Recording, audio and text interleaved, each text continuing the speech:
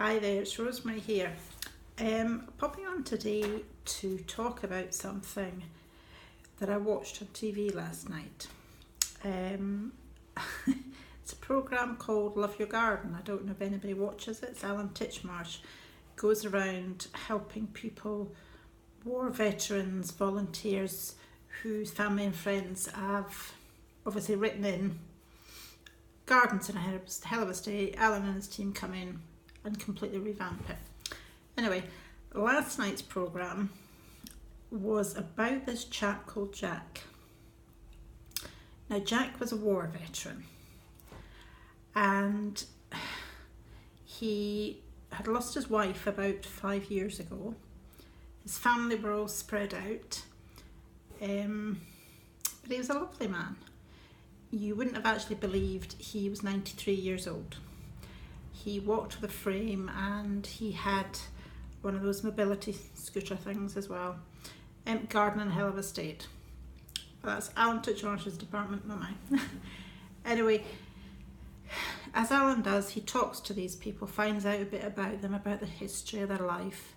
And as I say, Jack's wife died 5 years ago, since when he's been quite lonely. But he's very much on the ball. Very articulate man.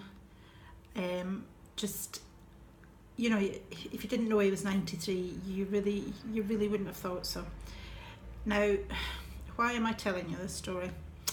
Well, he touched me, that's why. Jack was a prisoner of war. Now, when we think of war and we think of prisoners of war,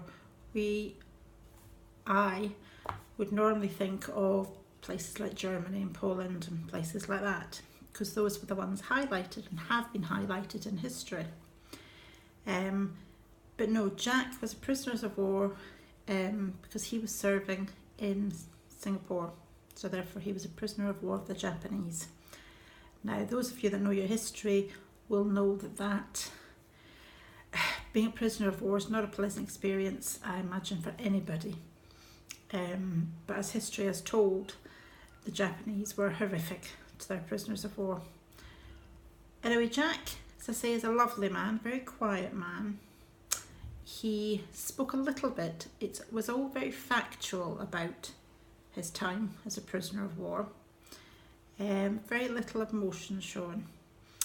Now, towards the end of the programme, they did a plaque, because Jack felt that prisoners of war, as I've said, really didn't get much recognition for what they went through. But Alan Titchmarsh has organised a plaque and a tree to be planted in one of the local towns, Eastbourne I think it was, and Jack was to unveil it. When Jack saw that, he as good as broke down in tears, but he very quickly corrected himself and thanked everybody, but you could see he really was moved. Now again, you're probably wondering, what's the point of this story? The point of the story is I was moved by Jack. It was one of those things that really did bring a tear to your eye because of the dignity of the man, the courage of the man, and people like him who unfortunately are now no longer with us. Everything they went through, they don't talk about. The emotion hasn't taken over, but they did it, and they did it for us. It was a stark reminder, and this is my point, for me, it's a stark reminder of the people like Jack who went through hell so that I can live the life that I want today. It could have so easily been very different, but it isn't, thanks to people like him. And he did remind me that I, as an individual, need to be making more of my life. I need to be living my life because that's what they fought for. And it also boils down to what I do for a living. As a coach, I like to help people, to support people, to be the best that they can be, because that's what we should all be doing. We should all be making the most of this life that we have. You know, we all get reminders now and again, don't we, that somebody gets cancer, somebody dies, somebody has an accident. But I say this chap, I don't know a massive amount about the prisoners of war, but he just struck a chord with me. He just made me think, God, yeah, we really, really should be doing more to make more of our lives, because people like him suffered. What is going on in Jack's head, only he knows.